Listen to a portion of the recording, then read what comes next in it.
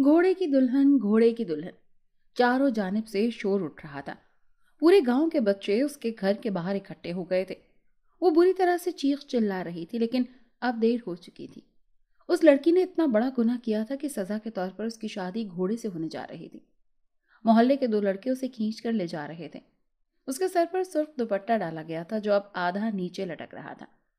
आंखों से आंसू बह रहे थे। उसके कपड़े काफी जगह से फट चुके थे और उसके सर दर्द की टीसों की वजह से फटा जा रहा था। कुछ देर पहले उसे पत्थर भी मारे गए थे और अब उसे खींचकर घोड़े के पास ले जाया जा रहा था। ये कहानी है जोया नाम की एक लड़की की, जिसने ऐसा गुनाह किया था जो नाकाबिले माफी था, और उसके गुनाह के बदले उसे ऐसी सजा दी जा रही थी जिसका उसने तसव्वुर भी नहीं किया था।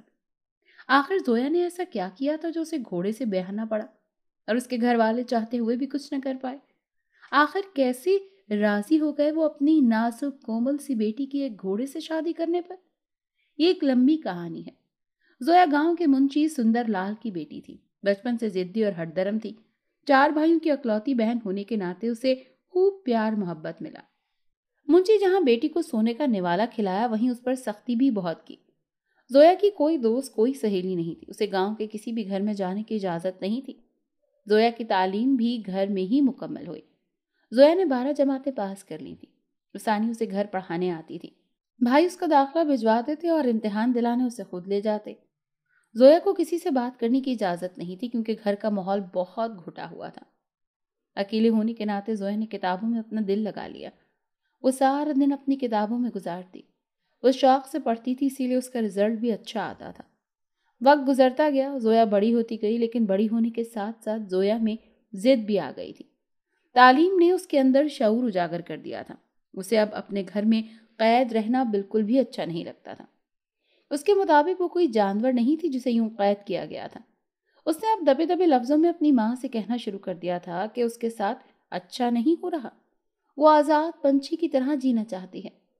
दिन ब दिन उसके सवालात बढ़ते जा रहे थे। वो अपनी माँ से रोजाना पूछती थी कि आखिर उसे घर में कैद करके क्यों रखा गया है, उसको कब आजादी मिलेगी।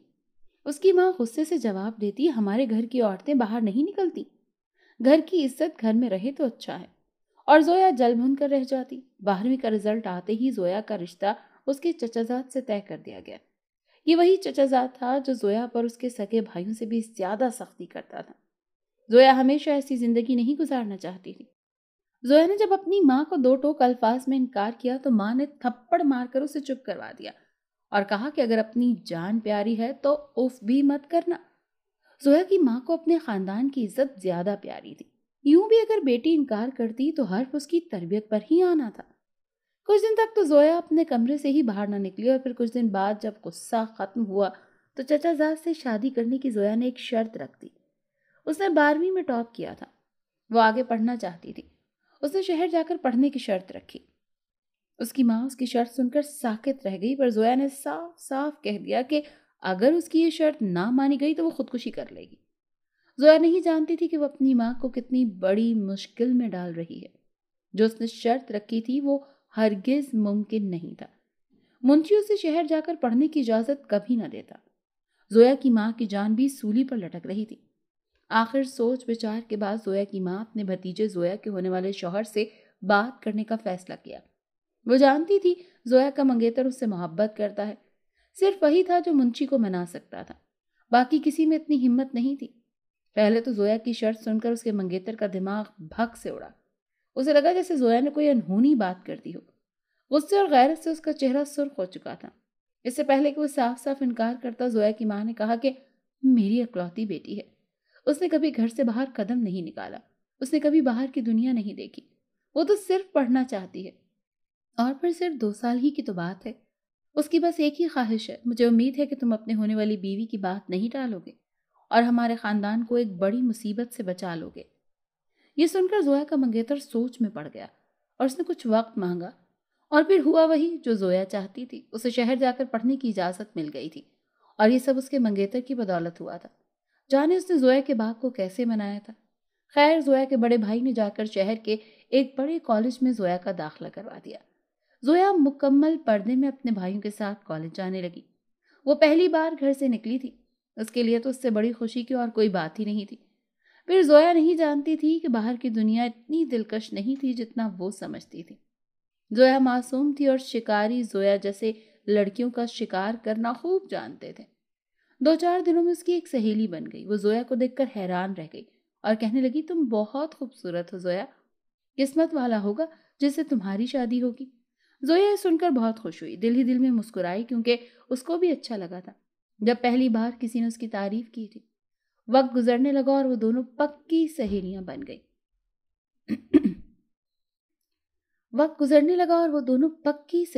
گئی۔ زویا کی سہیلی کے پاس فون بھی تھا۔ وہ زویا کو اپنے گھر والوں کی تصویریں دکھاتی۔ ان کے گھر کا ماحول دیکھ کر زویا حیران رہ جاتی۔ اس کا باپ، اس کا بھائی سب بہت کھلے ذہن کے تھے۔ زویا اپنی سہیلی کو بہت خوش قسمت تصور کرتی اور کہتی کہ کاش میں بھی ایسی زندگی جی پاتی۔ اب اسے اپنے گھر میں مزید گھٹن ہونے لگی تھی۔ ایک دن زویا کی سہیلی نے اپنے فون میں اس کی تصویر بنا لی۔ وہ اس نے اپنے بھائی کو دکھائی۔ زویا خوبصورت تھی، اسے دیکھتے ہی زویا پسند آ گئی اور یوں اس کی زویا تک رسائی ہو گئی۔ زویا کی سہیلی نے جب اسے اپنے بھائی کے جذبات سے آگاہ کیا تو زویا کا دل کانپ کر رہ گیا۔ یہ تو اس نے کبھی سوچا ہی نہیں تھا۔ وہ سارا دن اپنے بھائی کے گن گاتی رہتی تھی۔ آہستہ آہستہ زویا بھی اس کی جانب مائل ہونے لگی اور پھر زویا اپنی سہیلی کے ذریعے اس کے بھائی سے بات چیت کرنے لگی۔ کچھ دنوں بعد اس کی سہیلی نے زویا کو ایک فون بھی لا کر دے دیا اور چلانا بھی سکھا دیا۔ زویا ڈرتی بھی تھی، پر جیسی زندگی کے خواب اس نے دیکھے تھے وہ بس اس کی سہیلی کا بھائی ہی پورے کر سکتا تھا۔ زویا موبائل فون چھپا کر رکھتی۔ رفتہ رفتہ پڑھائی سے ذہن ہٹنے لگا اور وہ اس لڑکے کی محبت میں اندھی ہو گئی جو اس کی سہیلی کا بھائی تھا۔ 2 سال مکمل ہونے والے تھے۔ زویا گھر والوں سے چھپ کر اس لڑکے سے رابطے میں تھی، جبکہ زویا کے گھر والے اس کی شادی کی تیاریاں کرنے لگ گئے تھے۔ کسی نے اس سے اس کی مرضی نہیں پوچھی تھی۔ زویا کو دکھ ہوا، پر یہ تو طے تھا کہ اس کی شادی ہونی تھی اور چچا زاد سے ہی ہونی تھی۔ زویا کی راتوں کی نیند اڑ چکی تھی۔ وہ اس لڑکے سے کہتی کہ کچھ کرو، جب لڑکا کچھ نہیں کر سکتا تھا۔ تھک ہار کر زویا نے گھر سے بھاگنے کا ارادہ کر لیا اور اس نے لڑکے کو بھی منا لیا، کیونکہ وہ بھی زویا کے خاندان کو جانتا تھا۔ وہ کسی صورت ان دونوں کی شادی نہیں ہونے دیتے۔ دونوں نے سارے معاملات فون پر ہی طے کر لیے۔ اپٹن کی رسم کے بعد رات کو زویا نے قیمتی سامان لیا اور گٹری باندھ کر پرانے کپڑے پہن کر چپ کر گھر سے نکل آئی۔ سردیوں کے دنوں میں وہ شہر جانے والے پکے راستے کی جانب قدم اٹھاتی جا رہی تھی۔ وہ لڑکا اسے وہیں سڑک پر لینے آنے والا تھا۔ وہ ڈرتی کانپتی سڑک پر پہنچ گئی اور گھپ اندھیرے میں کھڑی اس کا انتظار کرنے لگی، لیکن وہ نہیں آیا۔ زویا نے اس کا کئی بار نمبر ملایا مگر اس کا نمبر بند جا رہا تھا۔ تب تک گھر میں سب کو زویا کی گمشدگی کا پتہ چل گیا تھا اور زویا کی بدقسمتی کے سڑک کنارے کھڑے اسے گاؤں کے ایک لڑکے نے دیکھ لیا۔ اس سے پہلے کہ وہ بھاگتی اسے پکڑ لیا گیا، لیکن وہ لڑکا نہیں جانتا تھا کہ بھاگنے والی زویا تھی۔ تھوڑی ہی دیر میں پورے گاؤں میں خبر پھیل گئی۔ زویا کو پکڑ کر گھر کے سامنے لایا گیا۔ گاؤں کے سارے مرد اکٹھے ہو چکے تھے۔ زویا کی حالت ایسی تھی کہ کاٹو تو بدن میں لہو نہیں، وہ بری طرح کانپ رہی تھی۔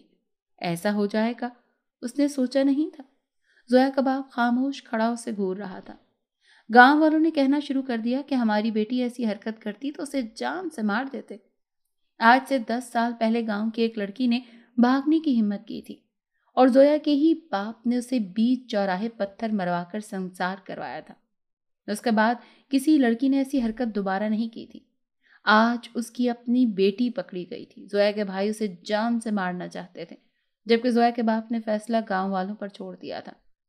تبھی ایک آدمی بولا کہ پہلے زویا کو پتھر مارے جائیں، اس کے بعد اس کی شادی گھوڑے سے کر دی جائے۔ گھوڑے کا نام سنتے ہی زویا کو اپنی روح نکلتی محسوس ہوئی۔ وہ مر سکتی تھی لیکن گھوڑے سے شادی نہیں کر سکتی تھی۔ فیصلہ ہو چکا تھا۔ 2 دن بعد زویا کی گھوڑے سے شادی طے کر دی گئی۔ زویا کے چچا زاد نے بھی اس سے شادی سے انکار کر دیا۔ زویا کے بھائی اسے پکڑ کر لے گئے۔ اسے اتنا مارا کہ وہ لہو لہان ہو گئی، لیکن زندہ رکھا۔ کسی کو بھی اس پر ترس نہ آیا۔ اس کی چیخوں سے گھر لرزتا تھا۔ اسے بھوکا رکھا گیا۔ اس کی ماں نے اپنے بیٹوں کے آگے ہاتھ جوڑے، تب جا کر انہوں نے زویا کو چھوڑا۔ ماں نے اس کی مرہم پٹی کی۔ وہ روتی رہی جبکہ زویا کچھ نہ بولی۔ وہ تو مر جانا چاہتی تھی۔ اس کی محبت اسے بیچ راستے میں چھوڑ گئی تھی، پر وہ مری نہیں تھی۔ 2 دن بعد اسے گاؤں کے چوراہے پر لایا گیا۔ ایک سرخ دوپٹہ اسے اوڑھا دیا گیا۔ پہلے بچوں نے اسے پتھر مارے اور پھر اسے کھینچ کر گھوڑے کے گھر لے جانے لگے۔ بچے اسے گھوڑے کی دلہن کہہ کر پکار رہے تھے۔ اس ذلت سے بہتر تھا کہ زویا مر جانا چاہتی تھی، پر اسے موت سے بدتر سزا دی گئی تھی۔ گھوڑا دراصل ان کے گاؤں میں موجود ایک لڑکے کا نام تھا جس کا ذہنی توازن درست نہیں تھا۔ وہ سارا دن گاؤں کی گلیوں میں شور ڈالتا پھرتا تھا۔ اس کی حالت دیکھ کر اکثر زویا اس کا مذاق اڑاتی۔ جب وہ کالج جاتی تھی، گاؤں کے باہر ایک ٹوٹے پھوٹے سے گھر میں وہ گھوڑے نامی لڑکا رہتا تھا۔ اسے سب کھینچ کر وہیں لے گئے۔ زویا نیم بے ہوشی کی حالت میں تھی۔ مولوی نے اس کا نکاح گھوڑے سے پڑھوا دیا۔ وہ گھوڑے نامی لڑکا تالیاں بجا رہا تھا۔ وہ نہیں جانتا تھا کیا ہوا تھا۔ کچھ دیر بعد سب زویا کو چھوڑ کر چلے گئے۔